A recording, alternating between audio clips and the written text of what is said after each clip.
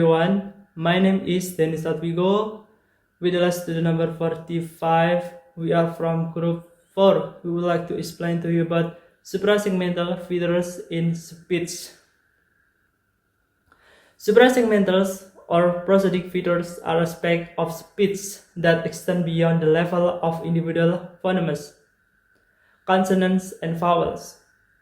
They occur across stages of speech and play a crucial role in conveying meaning and emotion, as well as differentiating words, phrases, or sentences that might otherwise be identical in their segmental composition.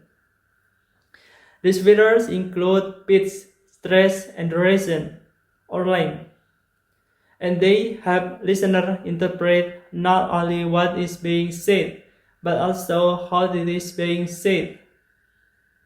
Let's explore this feature more closely. The first one is pitch. Pitch refers to the perceived highness or lowness of the speaker's voice and is linked to the fundamental frequency of vocal vibration. It is evaluated on a continuum from high to low. Pitch is a key feature in many languages and can be essential for distinguishing meaning, especially in tonal language. Alright, thanks to Figo. My name is Ahmad Ghazli Ramadan and my last student number is 26. Let's continue to the next material. I will explain about pitch. In linguistics, one of the key suprasegmentals features we talk about is pitch. So what exactly is pitch? Well, pitch is how high or low a sound seems to the listener, and it's closely related to the fundamental frequency, which is the rate at which our vocal cords vibrate when we speak. The faster the vocal cord vibrate, the higher the pitch, and vice versa. Now, pitch plays a crucial role in distinguishing meaning in speech. In English, for instance, pitch is often used to change the function of the sentence, whether it's a question, a statement, or an expression of surprise. For example, let's look at the sentence. His name is Harry. By simply changing the pitch contour or the way the pitch moves across the sentence, we can completely change its meaning. If we say, his name is Harry, with a rising pitch at the end, we are asking a question. But if we say, his name is Harry, with a falling pitch, it's just a normal statement.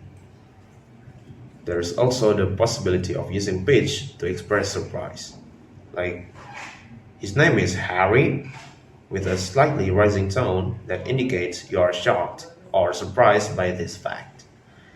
So just by varying the pitch, we can communicate very different things even if the words themselves stay the same. This movement in pitch is called the intonation contour, and it's what allows English and many other languages to express different grammatical or emotional nuance.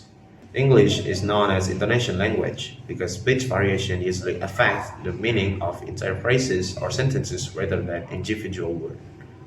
Now, not all languages use pitch in the same way. Some languages, known as tonal languages, actually use pitch to distinguish individual words, not just sentences. Mandarin Chinese is a great example. A single syllable like ma can have 4 different meanings based on the pitch or tone used. For instance, when the pitch is high and steady, ma means mother. With a rising pitch, it means hemp. When it dips and then rises, it means horse. And with a falling pitch, it means skull. In these tonal languages, pitch is a part of identity of the word itself. So, it's not just about conveying emotion or questioning something. The pitch fundamentally changes the meaning of the word. To summarize it up, pitch is an incredibly versatile features in speech. In languages like English, it helps us modify the function of sentence, whether we are asking question, making statement, or expressing emotion. But in tonal language like Mandarin, pitch is even more significant, as it helps to distinguish between entirely different words. So, understanding how pitch works is a key to understanding how different languages use tone to create meaning. Hello everyone, my name is Dian Sujipertiwi with last student number 52. Next, let's talk about duration. In linguistics, duration refers to the length of time a speech, sound, syllable, or word is articulated. It is one of the key features in phonetics, particularly in the study of prosody, the rhythm, stress, and intonation of speech. The length of a sound refers to how long it lasts. Some sounds are naturally short while others can be longer. For instance, high vowels like A in sit are usually shorter than low vowels like A in cat. The surrounding sounds in a word can also affect the length of a sound. In English, vowels are longer before voiced consonants like D than before voiceless ones like T.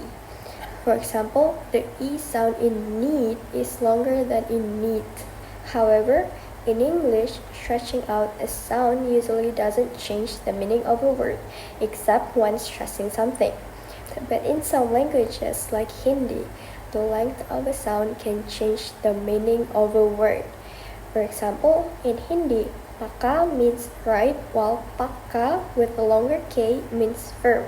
This longer sound is called a geminate, and it lasts about twice as long as a normal one or singleton. To show a longer sound in writing, linguists may either write the consonant or vowel twice, as in paka, or use a colon symbol after the sound like pakka. Both ways indicate that the sound should be held for a long time when spoken. There are several ways in which duration plays a role in linguistics. The first one is vowel and consonant length. Some languages distinguish between long and short vowels or consonants. For instance, in languages like Japanese, Italian, and Finnish, vowel or consonant length can change the meaning of a word. For example, kita versus kita in Japanese, where the double E represents a longer vowel. The second one is stress and rhythm. Duration can affect stress patterns in languages. Stressed syllables often have longer duration than unstressed syllables.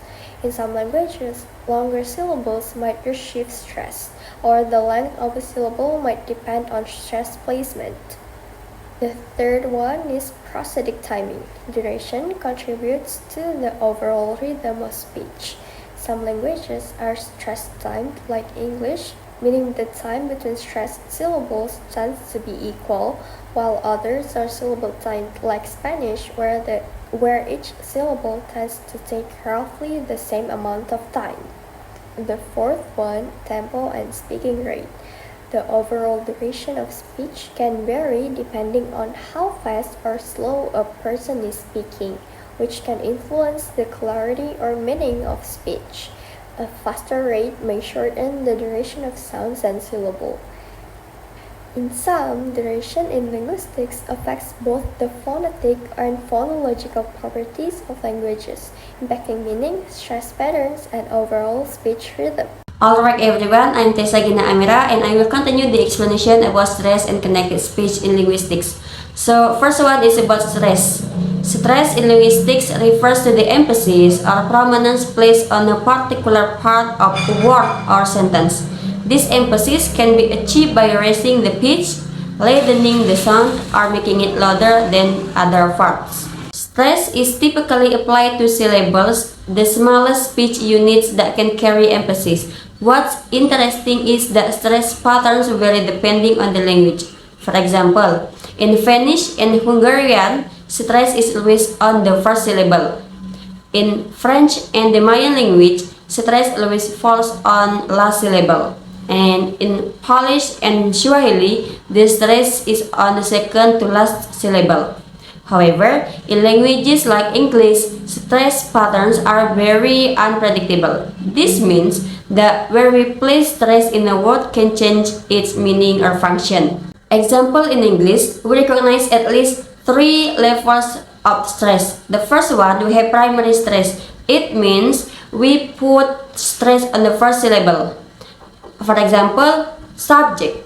And the second one is secondary stress. It means we put stress on the second syllable. For example, banana. And the last one is unstressed. It means no stress. In English, function words like articles, prepositions, and conjunctions often have no stress. For example, the and in. The placement of stress can also change the meaning or function of a word. For example, subject with stress on the first syllable is a noun, and subject with stress on the second syllable is a verb.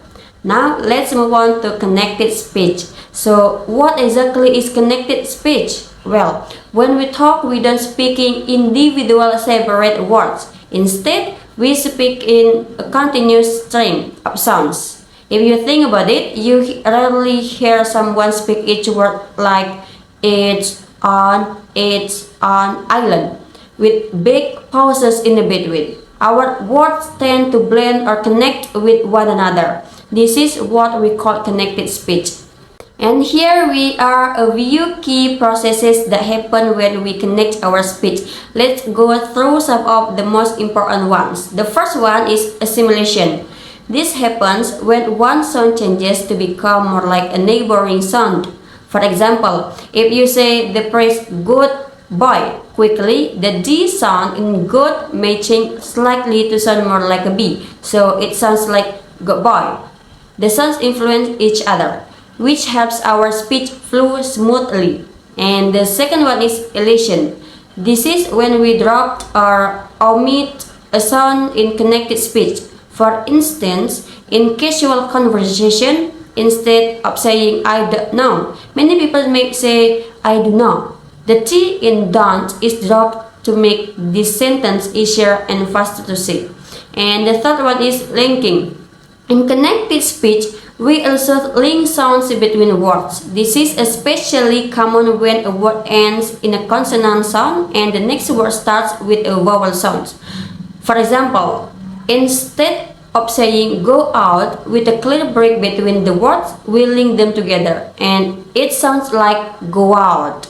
And the last one, we have weak forms. Certain words, especially grammatical words like and, of, or to, are advantageous in connected speech. For example, instead of saying I want to go, we may say I wanna go. The to becomes reduced in the past speech. Now, you may be wondering why do we use connected speech? Well, it's rarely just the natural way humans speak. It helps our speech more efficient. Okay, now I want to talk about juncture. Juncture refers to perceptual or sometimes physical boundaries within a stream of speech that help listener segment and understand spoken language. In written language, these boundaries are typically marked by space and punctuation. However, in spoken language, these boundaries are not always explicitly pronounced but are inferred through various auditory and contextual cues. The role of juncture. Juncture is crucial for several reasons. Number one is disambiguation. In natural speech, many sequences of sound could be interpreted in multiple ways. Juncture help disambiguate this sequence by providing clues about where one word or phrase ends and another begins. With clear juncture, listeners might struggle to determine the intended meaning of an utterance. Number two is contextual interpretation. The context in which statement is made play a significant role in understanding juncture. For example, the word sequence, narrate, could mean nitrate, nitrate, or narrate, depending on surrounding conversation and context. This contextual understanding helps listener infer the most likely interpretation. Number 3, perceptual clues. Even though juncture might not always be practically present as a pause or break, listener perceive it through various auditory cues, such as pitch change, duration of sound, and subtle pause. These cues help in segmenting speech and comprehending meaning. For example of juncture in action, we have this electric and electric. Electric, this interpreted as electric, describing something related to electricity. The lack of juncture here indicates that the term is used as a single concept. For electric, with juncture separating elect and rig, listener interpreted this as electric, suggesting a choice or selection of someone named Rick for a position. The juncture clarifies that electric is verb and Rick is a noun. Next, we have that tough and that's tough. That stuff.